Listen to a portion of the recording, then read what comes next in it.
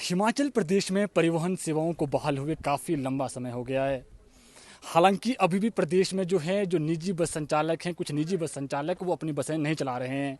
अभी हमारे साथ हिमाचल प्रदेश निजी बस ऑपरेटर संघ के जो प्रदेशाध्यक्ष हैं राजेश पराशर हैं, उनसे बात करते हैं कि जो ये बसें अभी नहीं चल रही है, निजी बसें प्रदेश के अंदर क्यों नहीं चल रही है, क्या कारण है। सर, सबसे पहले आपका न्यूज़ पंजाब हरियाणा हिमाचल में स्वागत है। सबसे पहला जो सवाल है आपसे वो यही कि अभी भी जो है निजी बसें जो है प्रदेश के अंदर नहीं चल रही है, क्यों नहीं चल रही है सर? एक तो कोरोना वायरस के चलते जो है सड़क पे पैसेंजर बाहर नहीं आ रहा, लोग सहमे हुए हैं, डरे हुए हैं इस वायरस से। दूसरा, हमें सरकार ने 1 जून से बसें चलाने का आदेश दे दिया था और 60% सीटिंग कैपेसिटी के हिसाब से हमारे को बसें चलानी थी। तो हमने कुछ बसें चलाई, जहाँ जहाँ 8-10 दिन तो मैक्सिमम बसें चलाने की कोशिश की, परंतु पोजीशन ये आ गई कि बस का खर्च ज़्यादा और इनकम बहुत कम।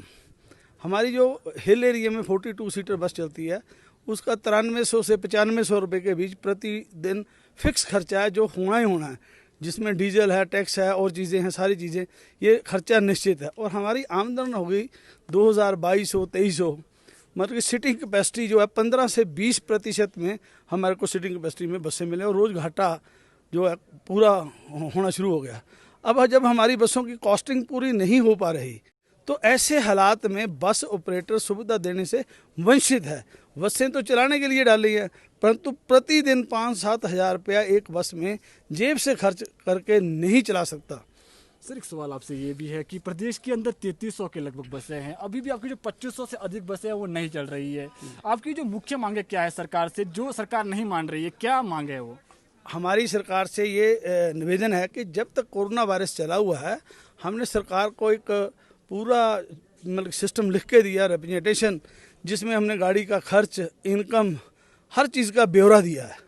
हमने उसमें मांग रखी थी कि ये जो बढ़ा हुआ खर्च है, जो हमारी कॉस्टिंग पूरी नहीं हो पा रही, या तो सरकार इसमें सब्सिडाइज करे, गवर्नमेंट जेब से दे।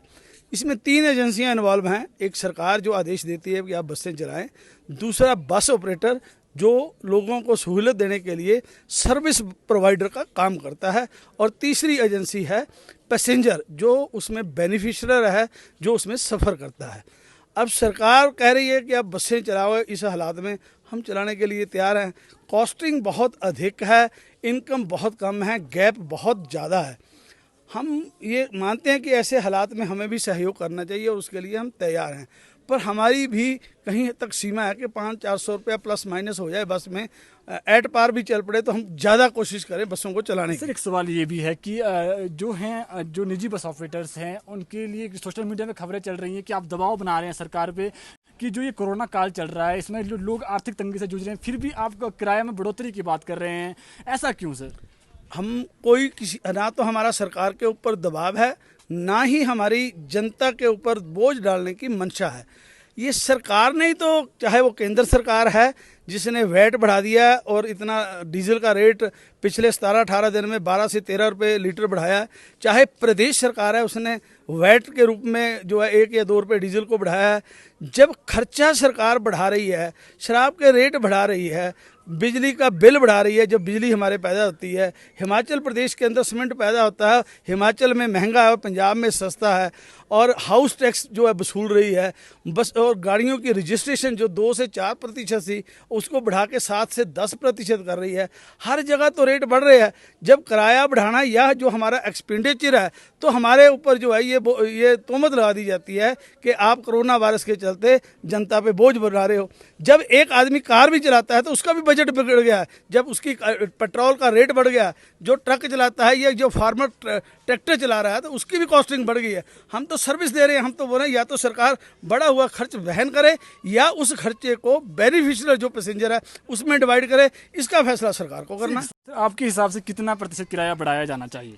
हम तो ये कहते हैं पहले भी सरकार अगर वहन करे तो बहुत अच्छी बात है, आम जनता पे बोझ ना पड़े, ना हम बोझ डालने के लिए तैयार हैं। और कोरोना वायरस के चलते तब तक के लिए अगर सरकार असमर्थता है सरकार की, ऐसे हालात में सरकार भी मेरे ख्याल से सक्षम नहीं हो पा रही, तो हमारा एक डिमांड थी, जबकि हमारी भौगोलिक स्थिति जो है उत्तराखंड के साथ मिलती है, उत्तराखंड ने पिछले कुछ दिन पहले 2 से 3 गुना किराए में बढ़ोतरी की है और 20 रुपये न्यूनतम किराया किया है।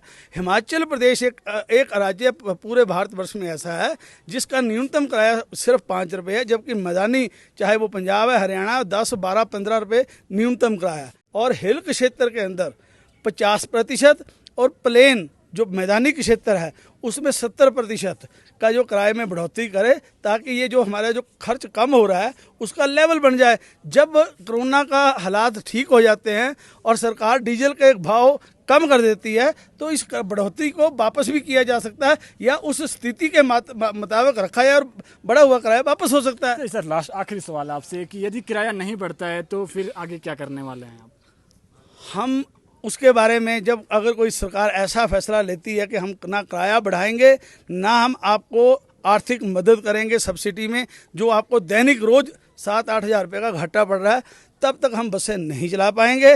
तो अगर जैसी स्थिति उत्पन्न होगी तो स्टेट के सभी बस ऑपरेटर बैठ के उस समस्या को अध्ययन करेंगे और आगे की रणनीति बनाएंगे। जी हाँ, ये थे निजी बस ऑपरेटर संघ के प्रदेशाध्यक्ष राजेश पराशर, जिन्होंने बताया कि यदि किराए में बढ़ोतरी नहीं होती, जो प्रदेश के अंदर अब 2500 से अधिक बसें अभी भी नहीं चल रही है, निजी बसें, वो नहीं चलाएगी। अब फिलहाल जो है प्रदेश सरकार ने अभी किराए में बढ़ोतरी नहीं की है और इन्होंने कह दिया है कि यदि किराए में बढ़ोतरी नहीं होती है तो ये बसें नहीं चलाएंगे। कैमरामैन अमन शर्मा के साथ न्यूज़ पंजाब हरियाणा हिमाचल के लिए प्रवीण मुंगटा की रिपोर्ट।